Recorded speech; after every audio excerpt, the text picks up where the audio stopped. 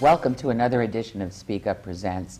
Today we're talking with the League of Women Voters about the amendments that we're going to have to vote on in November. And there are a complex bunch of them. I'm Louise Thompson. I'm the Executive Director of Tampa Bay Community Network, where you can learn video production skills and you can have your own program on these very channels. I have with me and welcome Mickey Castor, who's the current president of League of Women Voters for Hillsborough County. That's right. Welcome, glad you could be here. Shirley Arcuri, who is the incoming president-elect for next year for the League of Women Voters of Hillsborough County. And welcome to you. And Greg Vawter, former station manager at HTV and cable administrator, long time ago, but he is the membership chair and the immediate past president of the Hillsborough County's branch of the League of Women Voters. So I'm going to send it to you, Greg, to tell folks who may not know what the League of Women Voters is about and what it does. Could you give us a little overview? Sure. Obviously, the League of Women Voters is not just for women, for starters, but it was started by women in the 20s. Back in 1920, a lady named Carrie Chapman Catt organized a group of suffragettes after women finally won the right to vote, and they decided that it would be helpful, in fact important, to learn what the issues were and figure out how to be as educated as possible when they got to the ballot. And so they started educating themselves and then others, and that's how the League got started. So the League was born nationwide back in 1920, and then in 1939 it started in the state of Florida, and then 49 here in Hillsborough County, actually in Tampa at the time.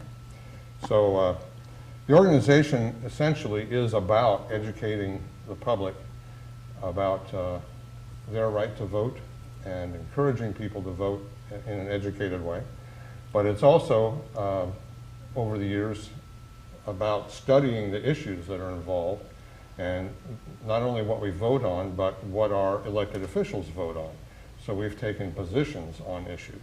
And so the League, it has positions that after a study, we go forward and take a stance on those issues, and we'll lobby for things for the benefit of the community and the governments of Florida and the U.S. as well. So you do some of our homework for us, because so many of us are too lazy. Well, it's not always lazy. It's also busy. We all have other things to do with our time, but it's important if we're going to be a country that's ruled by the people, that the people be educated about what they do. So we encourage everybody to read and stay up with what's going on, but we try to study issues ourselves to figure out just what the right thing is to do. Anyway, that's the League in a nutshell, I suspect. Did you want to interject something? I wanted to add one thing. Yes. We do take positions on issues that we've studied. However, we are totally nonpartisan when it comes to parties and candidates. We never support or oppose a party or a candidate. Not as a group, but individually you do your things. Oh yes, correct?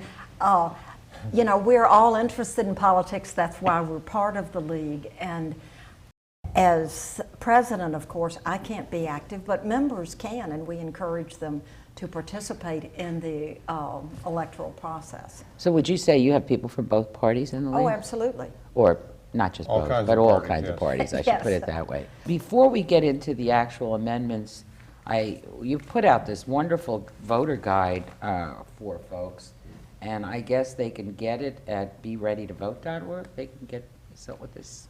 We would like for them to contact us.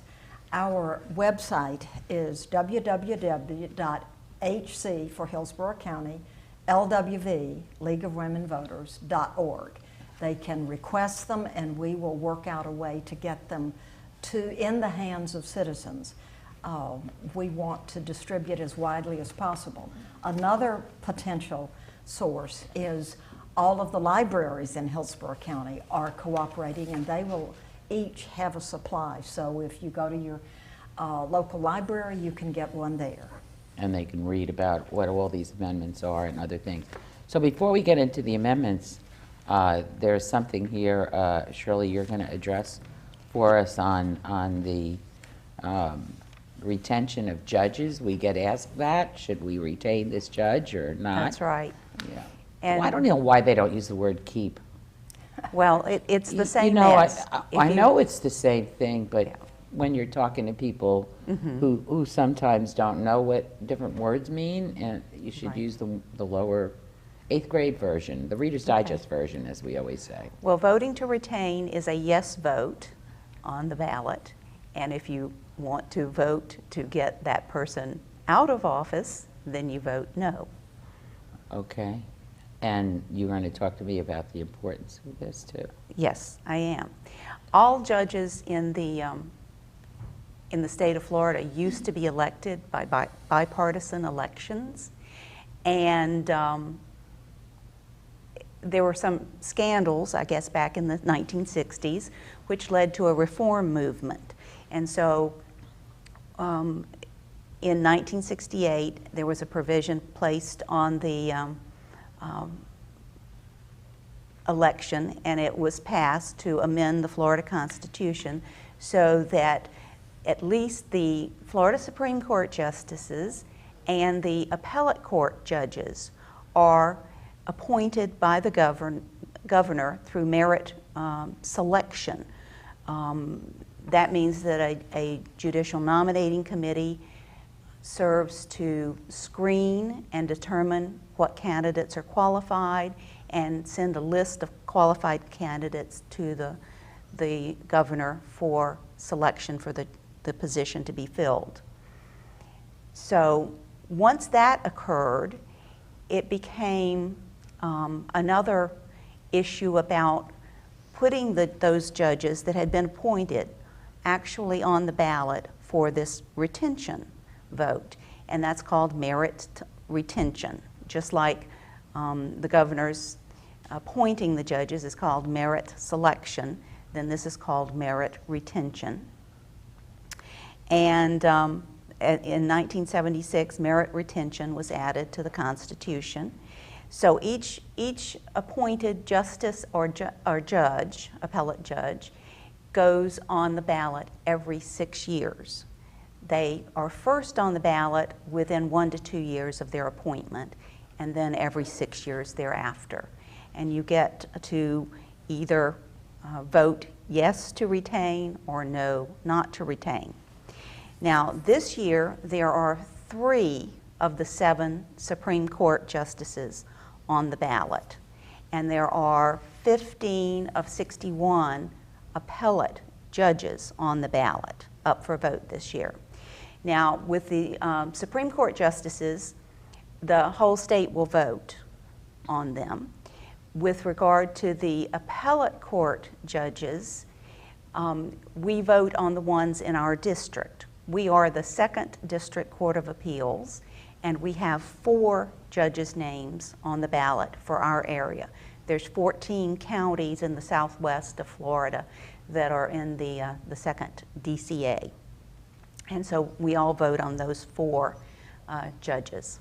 Because the public rarely knows the names even of the judges, the Florida Bar has taken the lead in trying to educate voters and sends out a questionnaire to practicing attorneys to vote. And it's maybe interesting to note that of the 3 Supreme Court justices that are on the ballot, the Florida Bar poll has an 89% or more vote for retention of all 3 of those. With regard to the 4 appellate court judges, the approval rating is 92% for keeping all 4. So was there a judge who didn't get a good approval rating out of the 4 Supreme? You said 3 out of the 4. No, right? no, no. There's 3 Supreme Court justices Okay. that are up for election. Okay. Then there are 4 appellate court Okay. judges. Okay. So it's 2 different Right. levels of court that we are. So virtually the bar's survey indicates that we should retain these folks? It does. Yeah. It does. Okay. And we can all rely on that pretty much? Or, I think so.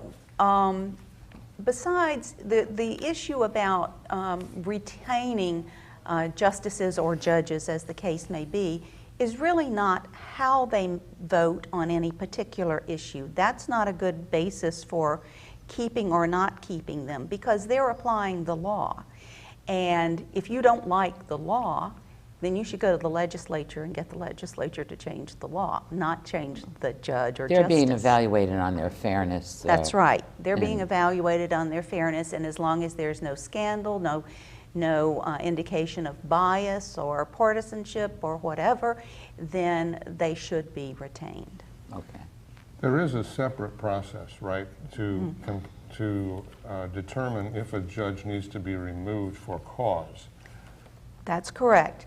There is a Judicial Qualifications Commission, and it investigates any allegations of unethical conduct by judges and then reports to the Florida House of Representatives for impeachment. There is a page in the voter's guide that we hope folks will take advantage of that gives backgrounds on the 3 Supreme Court justices who were up for merit retention, and we encourage people to learn about them. Right. And the public can go to the Florida Bar website. Their homepage, it has a category, the vote is in your court, and if you click on that, you get more information on this process and on these judges than you would ever want to know. And we talked about this a little bit before we got the show started, that a lot of people don't pay a lot of attention to the judge voting, and I understand there's a percentage of people who just skip that when they're voting. They vote for the president and maybe some local people, but then they'll skip the judges, and I just would like to repeat what I said earlier, which I think is really important, that people at least get some advice either from the Bar Association or otherwise from their newspapers, and get some information, because these are the people that decide when you get a divorce, how that goes, your speeding tickets, custody battles, you know, probate wills, and all these kinds of things that actually personally affect us individually. And so it's a good idea to get people in there that are fair and that will give us a fair shake when we have to go to court, and sometimes we do. You're right, Louise. It's important for us to vote one way or the other on these, because if we don't, then we're leaving the choice up to others, and if there's some kind of organized effort to vote the judges out because people don't like a decision that they made, that could actually take place if we don't inform ourselves about what our options are and who we want to vote for or Right. don't want to vote for. But now we have a whole slew. They're numbered to 12, but there's only 11 of them. That's correct. Amendments, and I read recently in the paper that there's going to be some really long lines. If people sat down to read each one of these when they go to vote on election day or one of the early times. So I think it's important that we learn about these ahead of time so we can move that line along, and we don't have to be sitting there reading these for the very first time when we get to the polls. So want to give us an overview of what's out there for us, Mickey? I certainly do, Louise, thank you. There will be 11 amendments. Number 7 has been removed from the ballot, and so you go up to number 12, but there are only 11. And just a brief primer, there are 2 ways that amendments can get on the ballot. The legislature can put them directly on the ballot, or you can go through a citizen initiative process. And in previous years, there's been a mix. This year is somewhat different because all 11 of the amendments were placed on there by the legislature. And there's an important difference. If it's a citizen initiative, the summary language cannot exceed 75 words.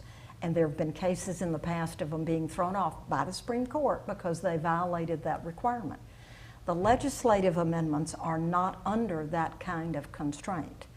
And so they are extremely lengthy. I printed them off, and some of them are more than a page long with extremely technical language. So it is critical for people to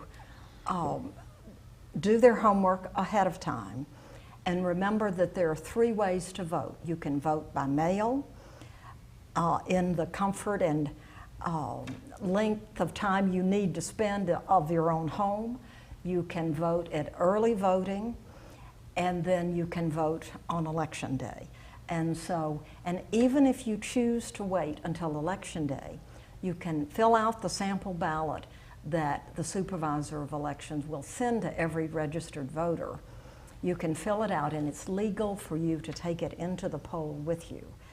And would be a good idea because the amendments are lengthy and can be confusing. So we're here to tell you one by one what the amendments say. Okay, so let's go. All right, Greg's first. All right.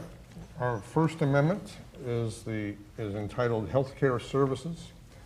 It is more of a political referendum than a meaningful change to our Constitution, since the Supreme Court of the United States has upheld the federal government's right to impose an individual mandate for health care. The legal standing of this amendment is sort of iffy, precarious. The passage or defeat of Amendment 1 may have no practical implications other than to send a message that Florida's voters either are for or against an individual mandate.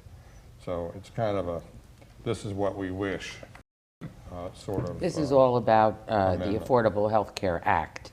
Correct. Otherwise called Obamacare. That's right. And it's basically, it was proposed by the legislature to get the people in Florida to register their feeling one way or another on that act. So that's Amendment 1. If it's passed, it represents an attempt to opt out of the federal health care reform requirements, and it would add language to the Florida Constitution that could be found unconstitutional under the Supremacy Clause of the U.S. Constitution. And if that's determined by the courts to be in conflict with federal law. It also would prevent the Florida legislature from passing health care coverage mandates independent of the federal law. So it would restrict the options open to the legislature. If it is not passed, that would mean that Florida should comply with the federal health care reform requirements, and it would ensure that the Florida Constitution does not conflict with the U.S. Constitution with regard to health care coverage. And finally, it would not prohibit Florida lawmakers from passing state laws requiring health care coverage. So if I'm in favor of the Affordable Care Act, I would vote no. That's correct. Yeah, it's not an up or down on the Florida, or it's not an up or down vote on Obamacare, but it is a vote on whether or not Florida is going to basically try to withdraw from Obamacare. Well, we've withdrawn from too many things. Head Start, transportation bill, money. I think that's our taxpayer money, and it's going to go to other people or other states if we don't take it, right? The whole health care process, as has been established by the federal government, and chances are, whether we vote yes or no, the Supremacy Clause in the U.S. Constitution is going to say, nah. But it will definitely register Floridians' feelings on this one way or the other. I think we have some people looking for support who may not get it, but who knows. We're going to take a very short break. We'll be right back to talk about Amendment number 2.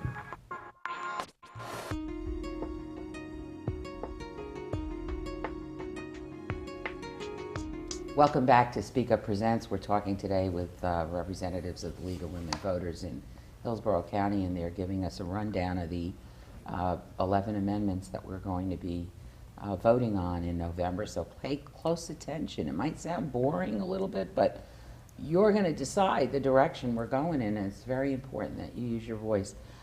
Greg Vawter just explained to us Amendment 1, which is an opt-out of, it's like, I think what it says is, I don't want to listen to mommy and daddy, okay? Could you vote with me that we're not going to listen to the federal government? And we are not going to do a healthcare mandate, which in this case, or currently has to do with the Affordable Health Care Act. And so you've told us what's happening, and did the league take a position on how we should vote on this from their educated research and so forth and discussions? It should be no surprise after hearing my description that the league's position is against this. We feel it doesn't have a place in the Constitution. So if I'm against it, I'm going to vote no on that particular one. Okay, let's go to number 2. What's number 2 about?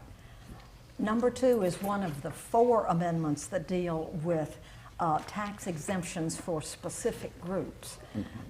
This one deals with veterans who were disabled due to a combat injury and a homestead property tax discount. There is already a property tax discount for veterans disabled in combat. The current exemption requires that the person be a resident of Florida at the time of the injury. This new amendment would expand that to all Florida veterans that are over 65 and disabled as a result of a combat injury, wherever they resided when they were injured. So, and of course, any tax exemption is going to result in a loss of revenue. And if you're talking property taxes, then the revenue that is lost is for the local state, local county, local government. That's how we fund most of the services. And schools. And schools. And so the revenue lost to local government as the result of the passage of this amendment would be $15 million statewide over 3 years. So a vote yes would give this additional amendment to disabled veterans who were not Florida residents at the time of entering military service. It would reduce the revenue, and it would expand these exemptions for veterans who are currently not eligible. A vote no would keep things the way it is, with the exemption for those who were Florida residents at the time they entered military service, and it would keep the tax revenue for the local government. I do know that every time we lower taxes, that increases taxes for the rest of us, right? We lower it for one group, and that means the rest of us better be picking up that tab, right? Or, I don't know, it seems pretty fair. Or services get cut. Yeah. Those are the only 2 choices. You i.e. increase like- revenue or cut services. Okay. So the position of the league on this one? We are certainly supporters of our veterans, in particular disabled ones. However, these kind of tax exemptions do not belong in the Constitution of the state of Florida, and therefore we are opposed to it. Okay. Well, plus it says, we still have on the books that anybody who was a Florida resident That is will correct. continue to have their That's exemption. correct. So, okay, that sounds good. Let's go to number 3, state government revenue limitation. I don't think I understand that one quite well. Well, I think the name is a little bit misleading, because when you say revenue, to me that means what your income is. But in fact, this is a limitation on what the state can spend. It's a spending cap, in other words. And since 1995, Florida has had a spending cap in place, which means that no matter what revenues the state takes in, it cannot spend more than a certain amount based upon a formula. Now, that The percentage formula, of what it takes in? Is that what that well, is? no, it's a more difficult to describe formula. It's based on the personal income growth of the population. And what this change is to make the formula more restrictive and have it based on inflation and population growth instead of income growth. Now, since 1995, we've had a spending cap in course, and it has never been reached. So it has not adversely impacted us. But with the change in the formula that this amendment would make, it makes it more likely that that cap, spending cap, would be reached, and then arbitrarily limit the government spending on government services, things that we all depend upon. And Why would they put this up? I'm not sure I understand. well, Something the to people blame? who support it believe that it enforces fiscal responsibility by the government to limit their spending. And what happens, though, well, is that you don't have enough money for government services. Now, people may be aware of what's called TABOR, the Taxpayers' Bill of Rights. It was a big issue in Colorado. It was adopted in Colorado in 1992, and their experience with it was fairly bad because by 2005 they suspended the enforcement of this TABOR Act because they didn't have enough funding for basic education, transportation, health care. And since 1992, this idea has been bandied about in over 30 states, but none of them have adopted it. It is, I would say, a failed experiment that was in Colorado, and why it should be brought to Florida would be a question for the voters. Mm-hmm. What's the position of the league on that? The position of the league is it should be voted no. Okay, voted no. All right, now number 4 they pulled, right? Or no, is number 4 Number on? 4 is Oh, on the no, ballot. that's not the one they pulled. And Okay. it's called property tax limitation, property value decline, reduction for non-homestead assessment increases, delay of scheduled repeal. That's too long for me to vote on right the way it is. That's just the title. That's Wait the till we get title. to the That's description. craziness. That's just craziness. That many semicolons. Okay. Well, the proposal would end tax breaks, extend tax breaks to property owners and first-time home buyers, which sounds great if you're a first-time home buyer or a property owner. If passed, it would prevent the assessed value of homesteaded and specified non-homesteaded properties from increasing if the market value of that property decreases compared to the previous year. Got that? Okay.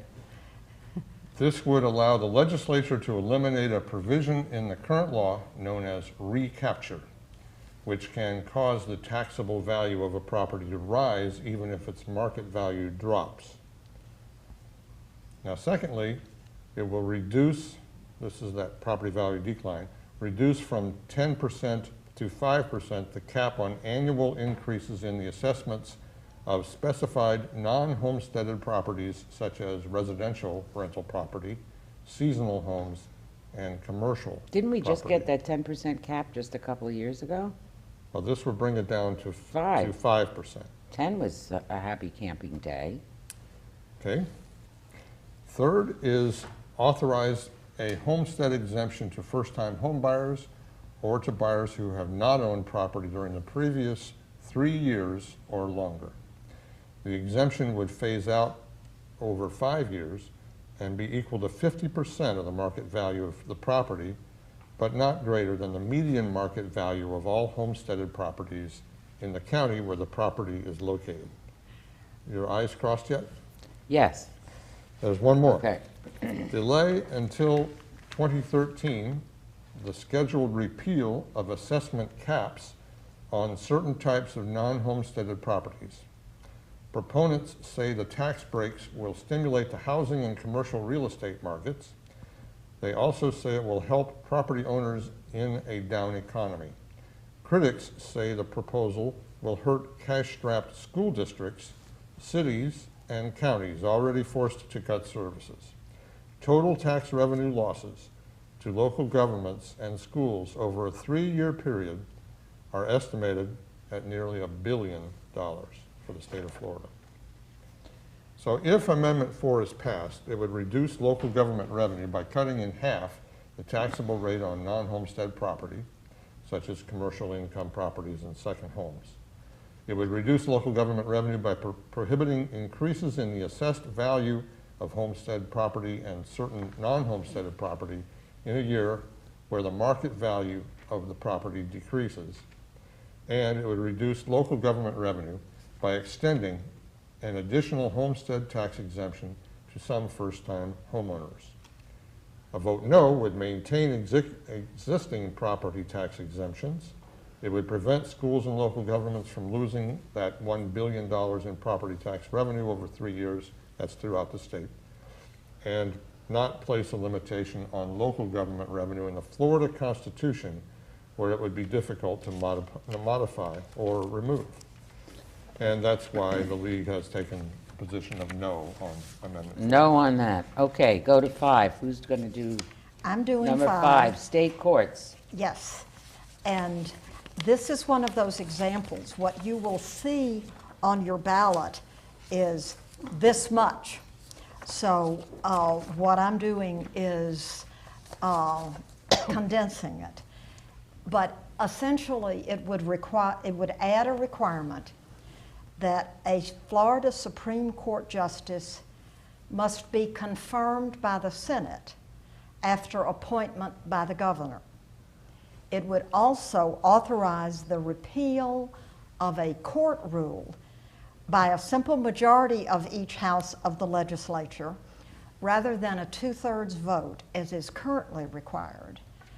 And it would allow the Florida House expanded access to review files involving judges accused of misconduct, even if they were not brought up with formal impeachment charges. Now, before I get into what the vote each way would mean, let me do Civics 101. The court system is one of 3 co-equal branches of government. The legislature and the governor and cabinet are the executive branch, and the courts are the judicial branch. And for this amount of control to go from the realm of the Supreme Court justices and their system to the legislature is very new in state politics. And it knocks the balance off a little bit. In our opinion, yes. Okay, all right. That, so a vote for this would do what? A vote for this would mean that the Florida Senate would have to confirm a Florida Supreme Court justice after the governor has appointed the justice, which is after the Judicial Nominating Commission has submitted names of qualified people to the governor. Right. Then there would be an additional step where the Senate would have to approve. So our senators want a little more power yet. Okay. That is what it appears to be. And the no vote would mean? It would leave it maintain alone. the current state. And there are rules, administrative rules, that the judicial system sets up statewide, and that the Supreme Court does. And right now, for the legislature to repeal any of these rules takes a 2/3 vote.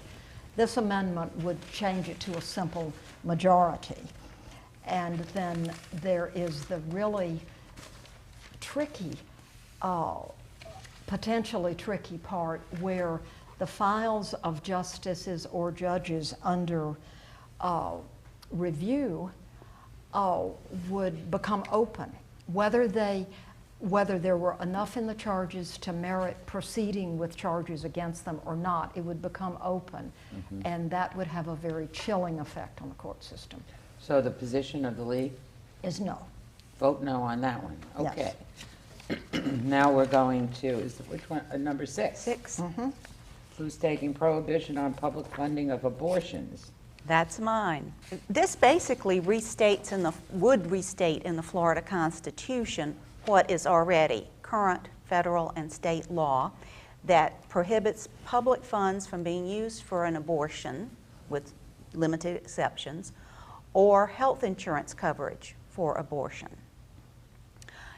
So to that extent, it's just putting in the Constitution what's already in law. So the second part of the amendment, however, would limit the Florida constitutional right to privacy to specifically exclude it from being applied to cases involving abortion-related issues. Now, in 1980, Florida voters passed an amendment to the Florida Constitution that says in part, quote, "Every natural person has the right to be let alone and free from government intrusion into the person's private life," end quote.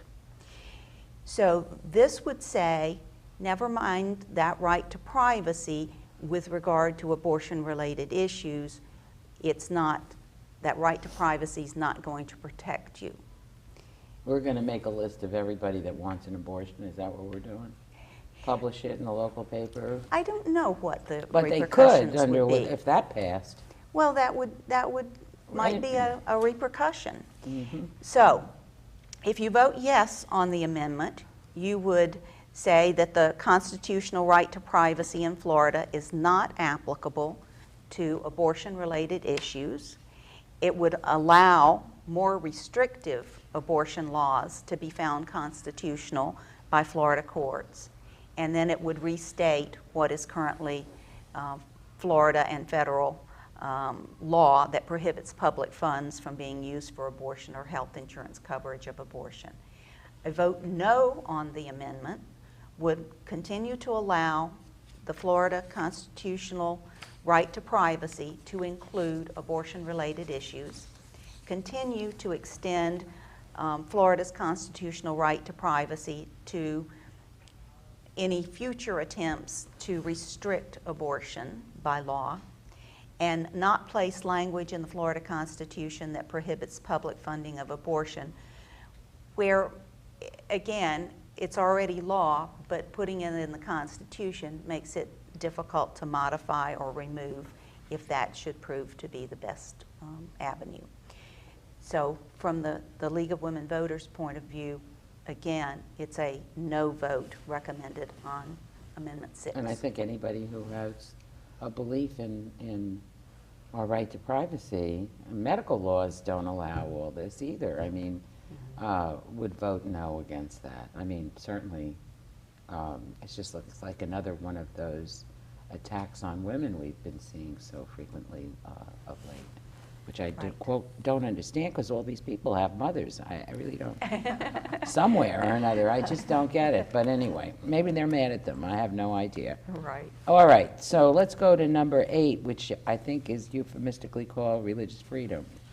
Well, it's actually a provision that would support a religious organizations, or at least it would allow the support of religious activities by the government, which at this point is prohibited by a 126-year-old provision in the state constitution that says there can be no taxpayer funding of religious institutions. This provision in the Constitution now is known as the no aid provision. It states more unequivocally than the U.S. Constitution that state funds may not be spent directly or indirectly in support of any entity that promotes religion, any religion. And if passed, the amendment would remove the no aid prohibition. So a group could, in theory, support a religious activity or institution with state funds. Don't we do that now when we allow vouchers for schools? Well, That's interesting that you say that, because the opponents of this Amendment 8 say that it will divert money from public schools and other public funding recipients, and that it blurs the separation of church and state. And the opponents also point out that many religious groups, such as Catholic charities, can receive public funding under the current law, provided they do not promote their religion in the Look at activities the that they're being Salvation funded Army, for. which gets billions of dollars across this land and actually the whole world, lots of money. That's a religion, actually. I mean, they don't like to say it, but it is. Supporters say that the no aid provision discriminates against religious organizations, and they argue that this proposal offers support to groups like with religious affiliations that provide valuable community service, like prison ministries or church-run after-school programs. At this point, those cannot get state funding. A yes vote would repeal the no aid provision and allow public money to go to those private religious institutions. It would allow expansion of Florida's school voucher program to religious institutions, and could increase in money, it could result in money being directed to private religious schools at the expense of public schools. And it would allow for a greater number of religious programs to be supported by taxpayer funding. On the other hand, a no vote would maintain the no aid provision in the state constitution and prohibit government from funding religious institutions and groups that promote religion. And that separation of church and state is one of the things that the League of Women Voters is very big on, so we are proposing that you vote no. It seems to me that if this ever passed, it would be a constitutional issue of the church and state, wouldn't it? Well, I this mean, would change the This would go to Constitution. Supreme Court. No, Well, this would go beyond Florida. us, wouldn't it? Somebody would take this thing. It's possible, but essentially, at this point, our Constitution in Florida is more restrictive than the national Constitution. The national Constitution doesn't prohibit spending money on religious activity, spending federal money on religious activity, but our state Constitution says no aid. But we do it. Within gonna say it very again. narrow guidelines. Yeah, I'm going to say it again. Salvation Army, 2 words. Scientology. I have no information to Okay. talk about Salvation Army. All right. Let's go to, so the League is opposed to that one. Amendment 9, homestead, another homestead property tax exemption for Right. the spouse. Yes, this is another of the groups that would expand the exemptions. It would eliminate property taxes for the surviving spouses of military veterans, which is currently in place. It would add law enforcement officers, correctional officers, firefighters, emergency medical technicians, and paramedics who die while on active duty or in the line of duty. The revenue loss to local government as a result of passage of the amendment would be $1.8 million over 3 years. So again, this is an expansion. It would grant the full tax release, property tax release to the surviving spouses of first responders who died in the line of duty, and it would put it in the state constitution, which again, the League believes is not the appropriate place for property tax law. And it also would allow spouses whose partners died before the passage of the amendment, say first responders who are not currently given the property tax exemption, they would become eligible under the passage of this amendment. If a vote no, would maintain the existing property tax exemptions for the spouses of military veterans. And it There's would, already an exception. that is correct. Exemption. It would maintain that one. It would Okay. just not expand it to all the other first responders. Right. And so it would, and it would not, a vote no would keep it from putting it in the Constitution where it's hard to modify or remove if a later legislature has a change of heart. And so you can probably guess that the League does not believe that an amendment of this nature belongs in the state constitution, and we recommend a vote of no. Okay. Number 10, another property tax exemption, tangible. That's right. It seems like they want to give away a lot of exemptions this It's an year. interesting time for all this, isn't It it? is, Given because- that we have less money and many mandates that have come out of Tallahassee to the local government, that they would want to put pressure or put the screws on local government by taking away income from them during a time when they really, really need it because property taxes have gone down so much. You've correctly stated the case on that. Okay. I'm learning. Amendment 10 would raise the tax exemption for businesses on their assets such as machinery or equipment from $25,000 to $50,000 and allow cities or counties to approve additional tax exemptions, increase it even over that, $50,000. The revenue loss to local government as a result of passage of this amendment is estimated at over $60 million in the first 3 years. Now, I suppose the people who proposed this amendment think that it's some sort of business generator, but that's kind of a question.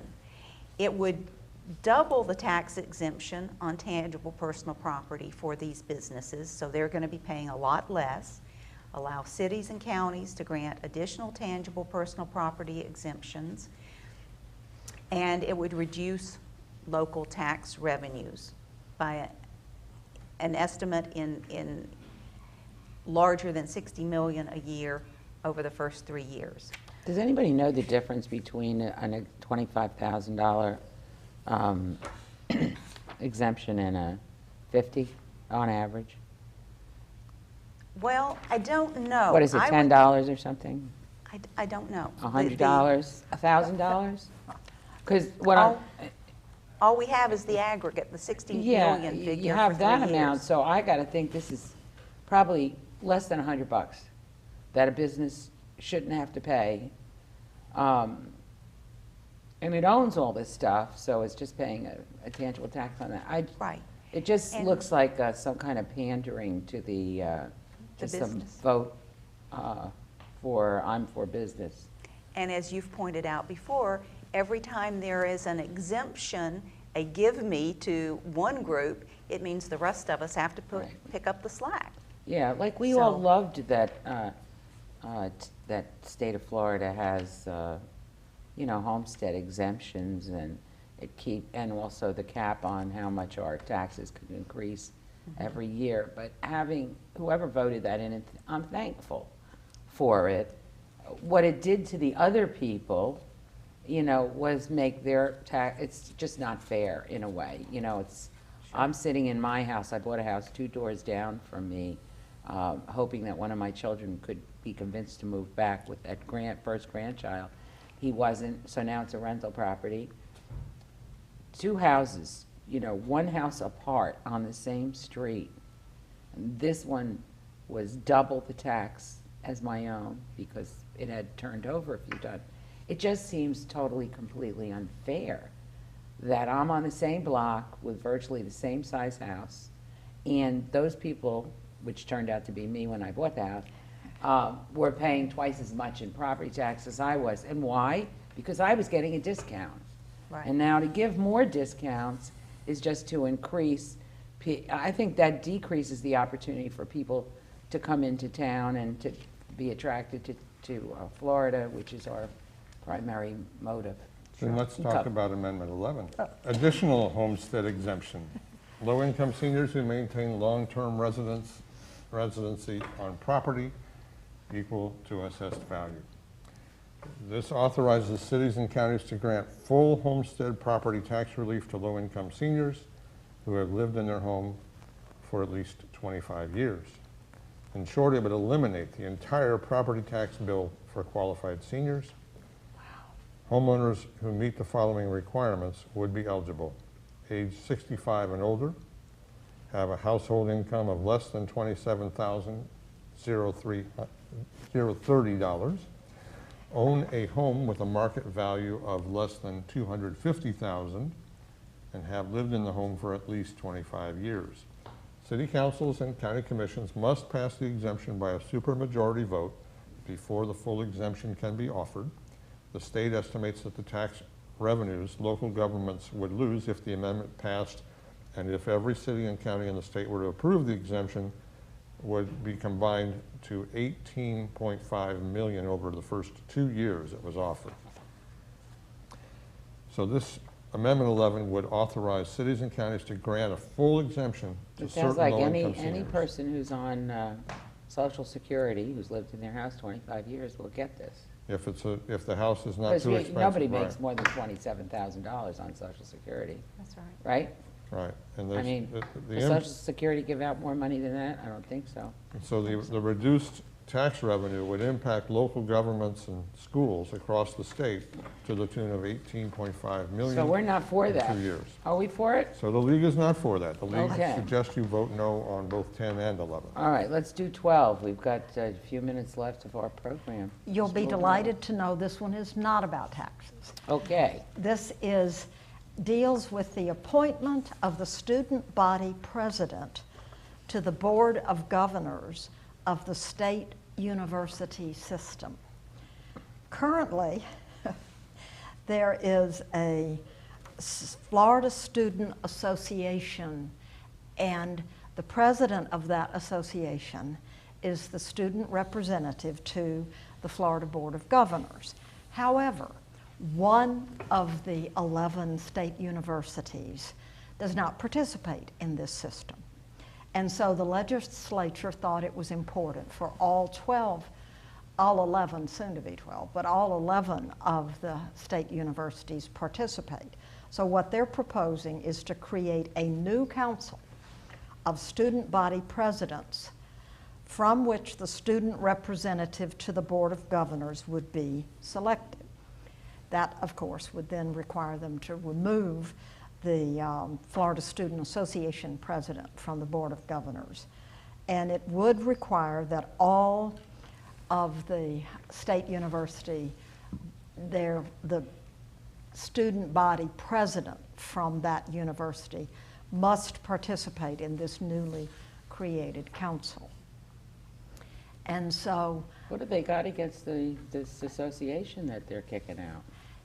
they just, Something? no, they just want they want to require that all 11 of the state universities participate in this. Right now, 10 of the 11 do, and they want to make it 11 out of 11. And Which is the one that doesn't? Do you know? FSU, Okay. they say they have a better use for the money that they would spend to be part of that council, Okay. which is a judgment call on their part. And so The position of the league is? that this does not belong in the state constitution. And so this is a discussion to be held with the presidents of the universities and with the Florida Board of Governors, and to enshrine it in the Constitution is not appropriate, in our opinion, in the opinion of the league. Most constitutions have to do with rights and things like this, right? And our safety and security, or ability to... A constitution is the basic governing document for a state, and it sets up the very broad purposes and policies, and it Put does all not- these nitty little things in there. Exactly. I don't know why they're doing that, except it's harder to change the Constitution, right? So once they get it in, really hard to get it out. That's right? correct. That's correct. And again, I refer to the pig Yes. protection that we now have in our Constitution, which was pretty good for a citizens group, wasn't it? Yeah. You can't, what can you do with a pig? You can't do? You cannot keep them in small cages? Right. Yeah, right. Mandates the size of Mandates the size of the cage that they can be, they can live in. Well, I think it's wonderful that the league, I thank so much, I think everybody that's watching this would thank the League for the hard work it does to try to do the research necessary to figure out what is everybody talking about, because certainly it's very difficult for all of us to know the history and to understand the implications of these things when it looks like, oh good, my taxes will be less. We're not thinking, yeah, but I may have 3 less teachers at my school, or 3 less policemen on the corner, or whatever. And that's what this is all turning out to be in some sense of the word. Am I right? Yes. Yeah. Yes. And so we have to really look at that. But anyway, let me give you each a minute. We're down to about 5 minutes left here to relay anything you want to be sure to convey to the viewer that we could have missed here, or you'd just like to repeat. I'll start with you, Nikki. All right. What I would like to repeat is the importance of your vote. A lot of times people say, well, what difference does my vote make? And those of us who were around in 2000 know that only 537 votes in the state of Florida determined the fate of the presidential election. When of great importance to us, when the suffrage amendment was passed and then had to be ratified by 3/4 of the state, in the last state, it passed by 1 vote. And so the citizens have rights and they have responsibilities. And we in the League believe strongly that as a citizen who enjoys all of the benefits of living in this great country of ours, and those rights carry with them the responsibilities to become an informed voter, and then however you want to vote, vote by mail, early voting, or at the polls, but make the effort, exercise your right as a citizen, and vote. Thank you, Nikki. I think the important thing to take away from this is that this election, this ballot is going to be very long and very complex, particularly with issues that the public is not familiar with, like judicial merit retention and these 11 constitutional amendments. So when you get your sample ballot in the mail from the supervisor of elections, go through and use all of your resources to decide how you want to vote, and mark that ballot and carry it with you if you go to the polling place, either early or on the election day, or use it when you mark your real ballot if you're doing a mail-in ballot, so that that you're not fooled at the last minute by not remembering what your decisions have been. Thank you. Greg. Well, I'd like to take this opportunity to thank you and Speak Up Tampa Bay for providing this venue for us. And of course, I'd like to encourage people who are watching to take a look at our website and to consider how you might want to interface, not only in terms of educating yourself about the issues that are before you on the ballot, but also perhaps you might want to consider becoming a part of the League of Women Voters as the membership person. I kind of have to say that. And there's a way to do that right on our website. It's www.hclwv.org, short for Hillsborough County League of Women Voters. So please check us out. Appreciate everybody tuning in. I appreciate you all being here and going over everything. Thank you so much. We'll see you next time.